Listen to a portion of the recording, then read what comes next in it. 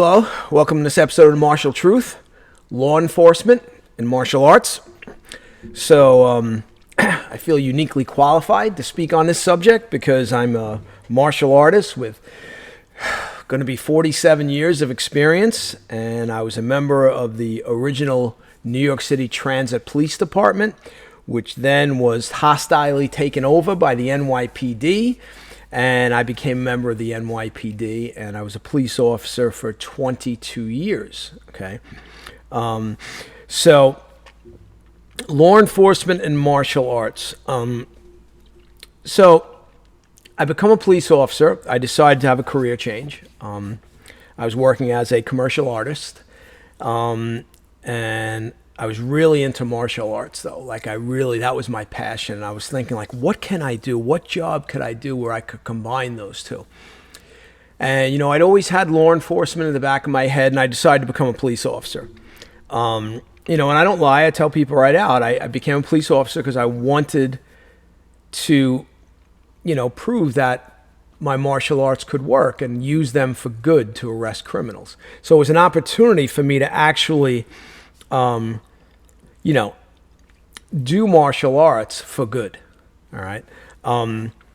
So I'm supposed to be sworn in on January 26, 1988, as a member of the NYPD. Now, back then, there were three separate police departments. The NYPD was the big one. Then there was the New York City Housing Police, and then there was the New York City Transit Police Department. So I'm sitting home on January 25th. It's about 6 or 7 o'clock at night. I'm all excited. The next day, I'm getting sworn in. And the phone rings, and I pick it up, and the person says, "I'm looking for Michael Calandra." And I said, "Oh, this is Mike Calandra." Now, remember, there's no cell phones. This is a real phone hanging on the wall. Okay. So I pull it off, and I said, "This is Mike Calandra." He says, "Hi, this is so-and-so from the New York City Transit Police Department. I know you were told you were being sworn in as a member of the NYPD tomorrow, but you're either transit or you're out." Okay. The thing was, I knew some transit cops, and I liked the idea of transit. Solo foot patrol by yourself, relying on you. I rode the subways my whole life. I grew up in Brooklyn and Queens, so it wasn't like I'd never been on a subway. I was on the subways all the time. All right. I says, "Oh, no, I prefer that. I'll be happy." He goes, "All right, we'll see you tomorrow." And that was that. And the next day I was sworn in as a New York City police officer. And, I tell the story that we're all sitting there. I forget what high school it was, but we're all sitting in the high school auditorium. And obviously, I think it was a high school. Maybe it was a college. There was a lot of us. I forget how many were in my class, but I would say 600 to 800 maybe. Well, they hadn't started the crazy big hiring yet, but they were about to. When you go in, you're filling out paperwork as usual, and you're sitting there and, everyone's excited, right? And then the instructor stands up at one point and he says, "All right, we're getting ready to administer your oath," where you stand up and they swear you in as a police officer. And he goes, "But before I do that, I want everybody to look around, and I want you to make eye contact with several people sitting around you. I want everybody to do that right now." So, the guys sitting on your right and left, you've already been shooting a breeze at people in general. But you start looking around, you make eye contact, you nod to people, you go all around. And the instructor says, "Okay, I want you all to understand that one of you will die in the line of duty over the next 20 years.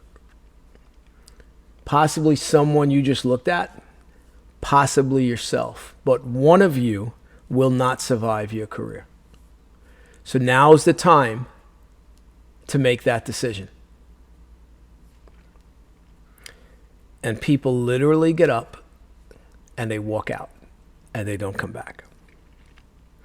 And I always said to myself, at the time I was like, wow, thinking maybe, wow, they're not doing the right thing. But later on, I came to realize they 100% did the right thing. Because if you're not realizing early on that you're going to be risking your life, and you're going to be risking your life on a regular basis, you're in trouble. So that instructor drove it clear home to everybody the nature of the job we were about to undertake. So now I go through the academy, the NYPD Academy first for 6 months, and then I go through the Transit Academy for 3 weeks. The two academies couldn't have been more different.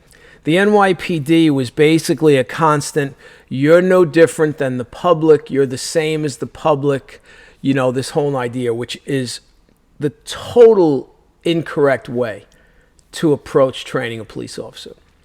A police officer should be told constantly, you're above the general public because you have the right to take someone's freedom away. You may be called upon to take a life in the performance of your duty to save yourself or others. You are nothing like the general public.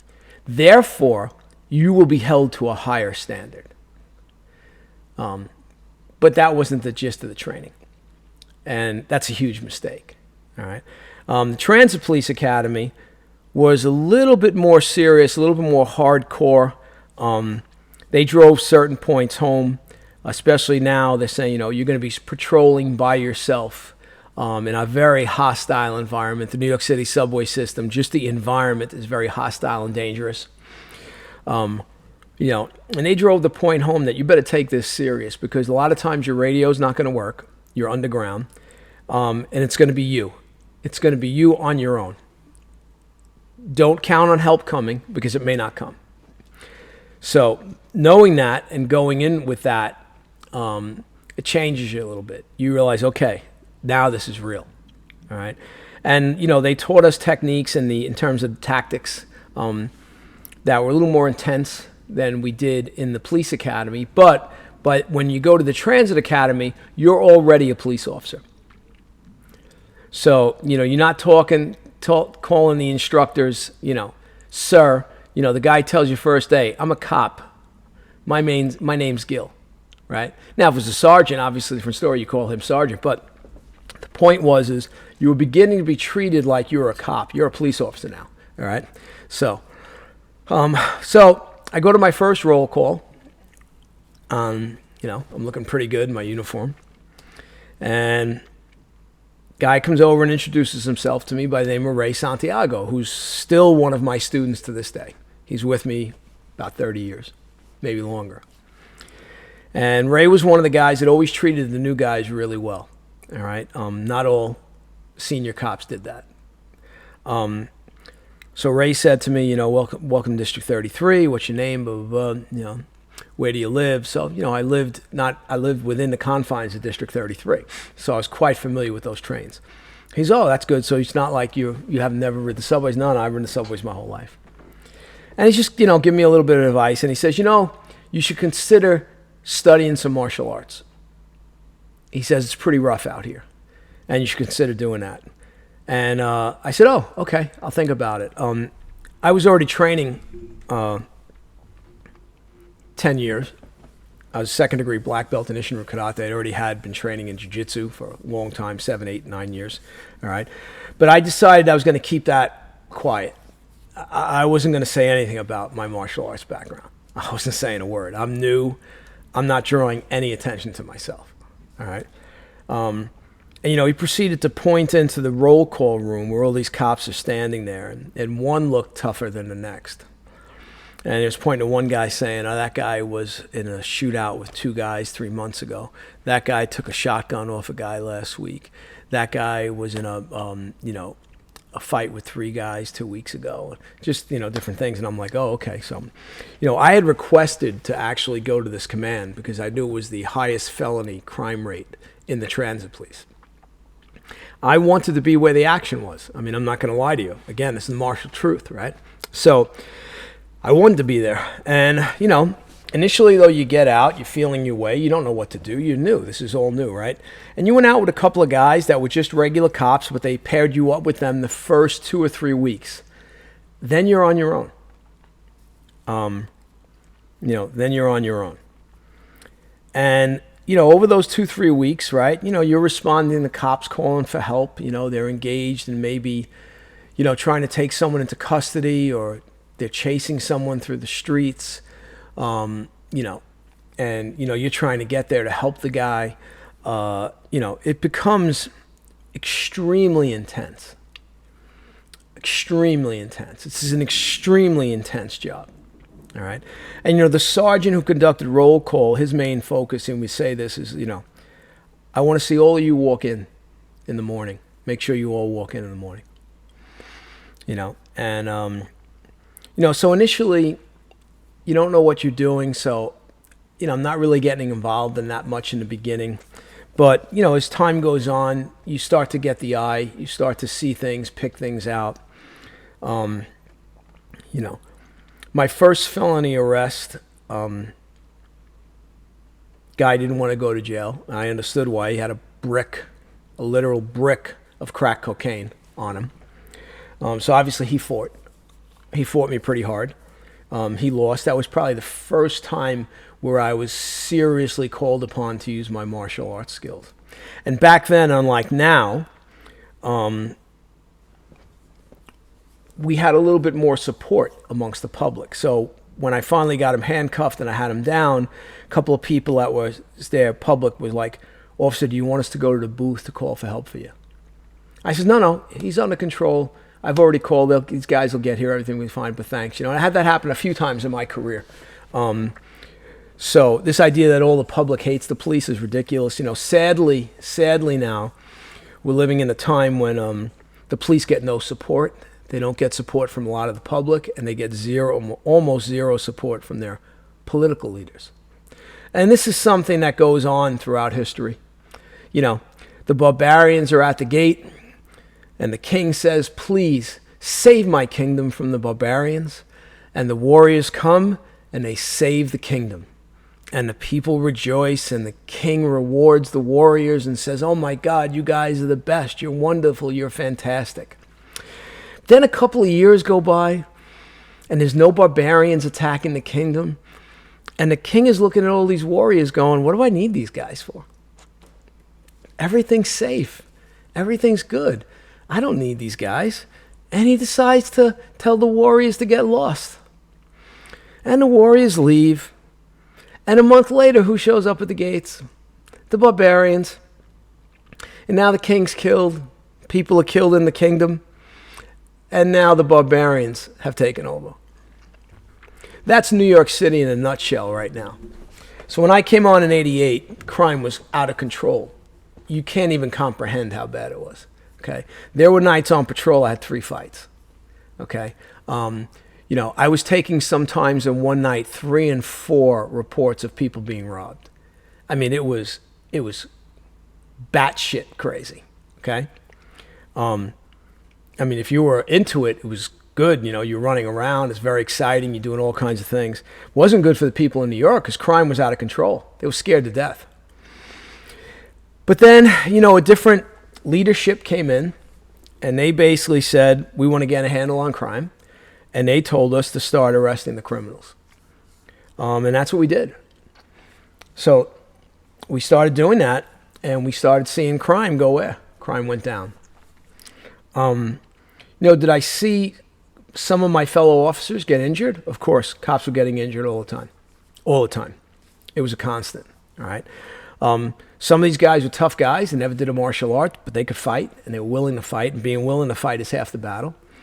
I worked with some female officers. Back then, if you were a female officer, you were working midnights in District 33 where I worked, you were going to probably be pretty tough, all right? And I worked with a couple that were very tough, all right? I'd work with them over some of the guys I worked with. But, I always wondered, I always had a lot of cops tell me, "Yeah, Calandra, I want to come train with you." As word got out that I had some ability in fighting, all right? And sometimes it was simple things. I come walking down the stairs, there's 2 big cops, and they got a guy on the wall, and they're trying to get him handcuffed. They can't get him handcuffed. I walk over, I grab his arm, I crank it in the joint lock, and boom, boom, the cuffs are on. And I just walked away because they were senior guys. I was a rookie. I wasn't going to say anything. They literally looked at me like, "What just happened?" Right? So eventually I had people start to ask me, "Hey, do you do martial arts?" And I'm like, "Yeah."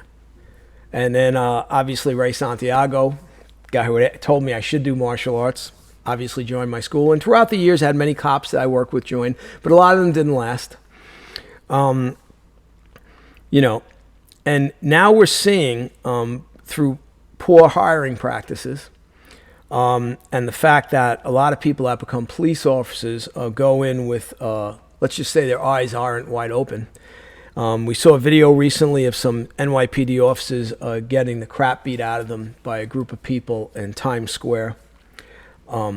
Embarrassing, all right? But the NYPD sees fit to promote things like the NYPD dance team, which that video's been floating around. Okay, I have no problem with them having a dance team. But these are female police officers that are not in very good shape physically. They don't look like they can handle themselves. A lot of them are overweight. This is the thing you're promoting. There's no incentive for police officers to train. There's no incentive for police officers to do that.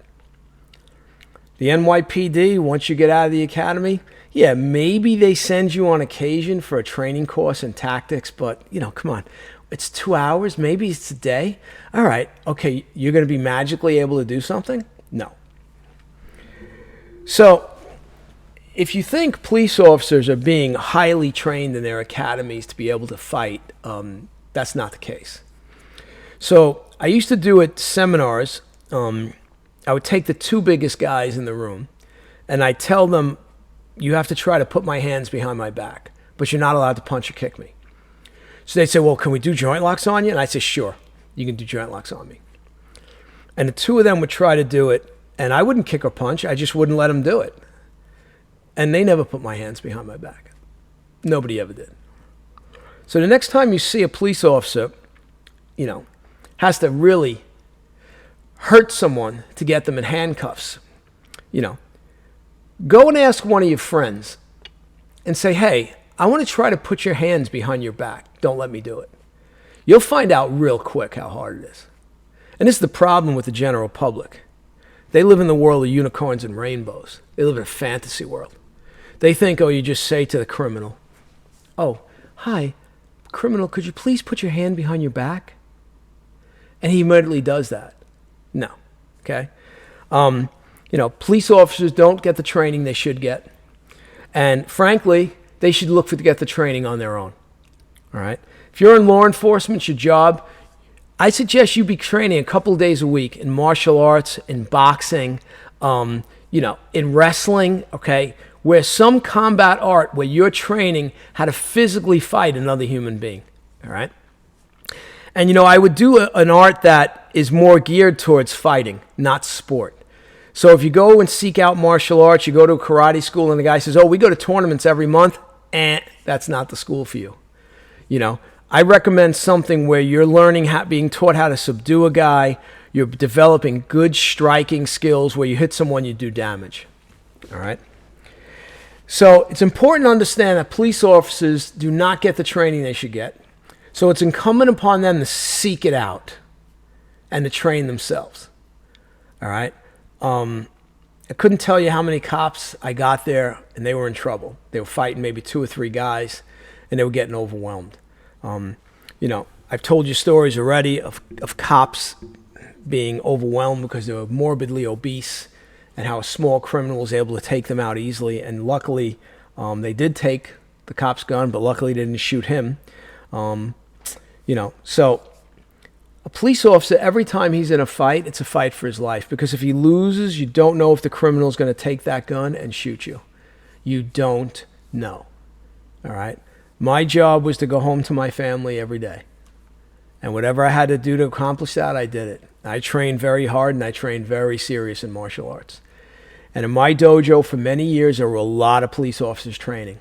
And, you know, a lot of times a guy would walk in and say, hey, sensei, last night this happened. This is what I did. I had a hard time doing it. Maybe I'm doing something wrong. Okay, that was that class's subject as far as self-defense. So my dojo was a combat laboratory for a long, long time. We had guys coming in, sensei, this happened last night. This guy came at me like this. Sensei, the guy reached into his pocket. I trapped his hand like this. It worked really good. So it was a constant where we weren't developing and figuring out techniques in a dojo. We were having real things happen. And then we were having to adjust our techniques. I have a handcuffing curriculum that I developed that I teach police officers. And I would also do seminars where cops I worked with would come in for 4 to 6 hours, and I would train them that curriculum. They would also always be asking me a week or two later, why the stuff you taught us I can actually do? Why aren't they doing this in the academy? I said, well, you'd have to ask them. But I was never overly impressed with what they were teaching in the police academy. Okay, so the handcuffing techniques I created, I actually used them first. So I used them and kept using them, and some worked, some didn't. And that's how I developed the 2-man set of arrest cotter, I call them. And it's 8 handcuffing techniques to be able to use against a resisting criminal. Not someone who's necessarily trying to strike you, but just won't let you put his hands behind his back. And I have curriculum for the guy that goes to strike you too as you're going to handcuff him. And cops were always surprised how well these worked. The reason they worked is I didn't just develop those techniques with one of the students in the dojo. Oh, let's figure out a bunch of handcuffing techniques. No. I did them for real on criminals, and then I codified it. And that's the way martial arts originally developed. The techniques came first, and then they put it into a kata or a codified-based system, okay? And that's how I developed my cuffing curriculum, all right? I highly recommend that if you're a police officer, you should be training. All right, it's important to be in top physical condition. It's amazing how guys let themselves go. It's a job that lends itself to poor health. All right, if you're not walking, like I was walking a lot, so that was great. Okay, but if you're in a car all night, not good. All right, you're eating crap. There's only so many things open on a midnight, right? You're tired, maybe you're going home, you don't feel like doing that exercise, but you got to do it. You got to watch what you eat. Don't drink too much. Don't smoke. All right? So the martial arts have an important place. They've always had an important place. They're martial. It's based on military. It's war. It's combat. That's what a police officer engages in. He engages in civilian combat. And if he's not training in it, right? And a word for martial arts instructors. If you're going to teach self-defense, you have police officers in your class, and it's incumbent upon you to know what you're doing. It's incumbent upon you to understand that what the techniques you're doing might actually work. Because you're taking that guy's life in your hands. So if you're teaching him shit techniques that results in him getting hurt, okay, that's on you. It's not on him. All right? So it's important to take a hard look at yourself. Make sure what you're teaching the law enforcement officers is going to work. Has to be pressure tested. The cops that trained under me in my martial arts school, I was much rougher on them. I pushed them a lot harder. Why? Because I knew they were going to get attacked. I knew someone was going to try to kill them in their career. It's going to happen. I'll leave you with this. It's important to understand how dangerous the police officer's job is, right? It's the only job where we're constantly second-guessed. Right? Oh, why do you have to shoot the guy? Oh, he shot the wrong person. All right? If you're driving a school bus and you're a school bus driver and you get into an accident and sadly a few children die and it was just an accident, it's an accident. But when a police officer maybe makes a mistake, oh no, it wasn't a mistake. He meant to do that. He's a bad cop. He's a bad guy. Okay? People need to look at themselves. That's what they need to do. All right, and understand that the job of a police officer is extremely difficult. All right. I had a young woman ask me one time in Senator Schumer's office. I'd taken my jacket off. I was in an office, no one else was around, and she noticed I had a knife that was on my belt. Besides the fact that I'm carrying a gun, right? She said, Calandra, is that a knife? I said, yes. She says, why you carry a knife, too? And I looked at her and I said, men like me carry knives and guns so pretty young girls like you can sleep warm and cozy in your beds at night. And that's what all of you that haven't been willing to put on a shield or a gun and go out and face the darkest members of society, that's what you all have to realize. The guys that are willing to do that, they're special people. And they deserve our respect, and they deserve to be treated a certain way. All right? My son's a police officer. About 2 months into the job, he called me and told me two things. He says, one, Dad, everything you taught me works. All right? He's seen a lot of action already. And the other thing he said is, if people knew what we dealt with every day, they'd never come out of the house. And I said, yeah, Nick, I know, but people don't understand. Because again, they live in the fantasy world. Hope you've enjoyed this one. All right. Look forward to the comments. Feel free to ask questions. All right. I'll see you in the next one. Please like button, share, subscribe, consider becoming a member. All right. And I'll see you in the next podcast. Thanks. Have a great day.